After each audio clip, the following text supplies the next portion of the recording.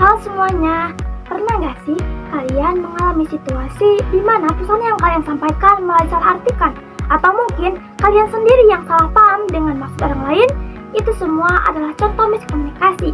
Di video ini, kita akan membahas miskomunikasi dalam percakapan sehari-hari dari perspektif psikologi dan psikolinguistik. Kita akan melihat kenapa miskomunikasi bisa terjadi, faktor-faktor yang memengaruhinya, serta bagaimana cara mengatasinya agar komunikasi kita lebih efektif. Sebelum kita masuk ke analisisnya, kita lihat dulu beberapa contoh miskomunikasi yang sering terjadi di kehidupan sehari-hari. Yang pertama ada pesan teks yang ambigu. Contohnya, seorang teman mengirim chat singkat. Misalnya, oke terserah, apakah dia setuju atau malah kesal? Tanpa ekspresi wajah dan nada suara, pesan ini bisa ditafsirkan berbeda. Yang kedua, ada instruksi yang membingungkan. Contohnya, seorang atasan berkata kepada karyawannya, tolong segera urus ini ya. Tapi tanpa penjelasan detail, karyawan mungkin bingung. Maksudnya apa? Deadline-nya kapan? Yang ketiga ada percakapan antar budaya. Contohnya, di beberapa budaya, menghindari kontak mata bisa dianggap sopan. Sementara di budaya lain, justru bisa diartikan sebagai kurangnya rasa hormat. Nah, dari contoh-contoh ini, kita bisa melihat bahwa miskomunikasi bisa terjadi karena banyak faktor. Sekarang, kita bahas apa saja penyebabnya dari sudut pandang psikologi dan psikolinguistik. Nah, miskomunikasi bisa terjadi karena beberapa faktor psikologis yang memengaruhi cara kita menyimak dan berbicara. Di antaranya, yang pertama ada atensi atau perhatian.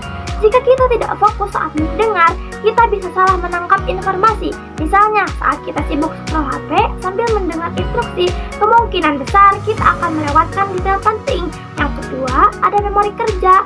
Informasi yang terlalu panjang atau kompleks bisa sulit diingat dan diproses. Akibatnya, kita bisa lupa atau malah salah menginterpretasikan pesan. Selain faktor psikologis, ada juga faktor eksternal dan internal yang bisa menyebabkan miskomunikasi. Yang pertama, faktor eksternal. Yang pertamanya yaitu faktor lingkungan. Suara berisik atau sinyal buruk saat menelpon bisa menghambat pemahaman. Selain faktor lingkungan, ada juga faktor media komunikasi. Contohnya, pesan teks bisa disalahartikan karena tidak ada intonasi atau ekspresi wajah. Yang kedua, ada faktor internal. Yang pertama yaitu emosi dan prasangka.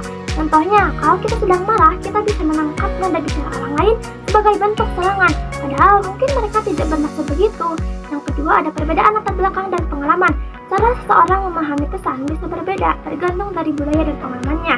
Jadi, miskomunikasi bukan hanya soal salah kata, tetapi juga tentang bagaimana otak kita memproses informasi dan bagaimana kita memahami lawan bicara kita. Nah, bagaimana cara kita bisa mengurangi miskomunikasi dan berkomunikasi lebih efektif? Coba praktikan hal-hal ini. Yang pertama, perhatikan konteks dan nada bicara. Sesuaikan bahasa dengan situasi dan pastikan nada bicara tidak menimbulkan kesalahpahaman. Yang kedua, gunakan teknik parafrase. Sebelum bereaksi, coba klarifikasi dengan bertanya. Contohnya, jadi maksudmu kita harus menyerahkan laporan ini sebelum jam 5 sore, benar? Contoh tersebut dapat kita gunakan untuk memastikan pemahaman kita benar. Yang ketiga, fokus pada komunikasi dua arah. Dengarkan secara aktif dan jangan ragu untuk bertanya kalau ada yang kurang jelas. Yang keempat, hindari multitasking saat berbicara. Beri perhatian penuh pada lawan bicara agar tidak salah menangkap informasi. Dengan menerapkan teknik ini, komunikasi kita bisa lebih jelas dan mengurangi kemungkinan miskomunikasi. Singkatnya, miskomunikasi bisa terjadi karena gangguan perhatian, memori kerja, emosi, atau faktor lingkungan. Tapi dengan lebih sadar dalam berkomunikasi, kita bisa menguranginya. Jadi, mulai sekarang, yuk lebih berhati-hati dalam memilih kata, mendengarkan dengan lebih fokus, dan selalu melakukan klarifikasi agar komunikasi kita lebih efektif. Kalau kalian pernah mengalami miskomunikasi unik atau punya tips lain, ceritakan di kolom komentar ya. Sekian yang dapat saya sampaikan, sampai jumpa di video berikutnya. Bye-bye.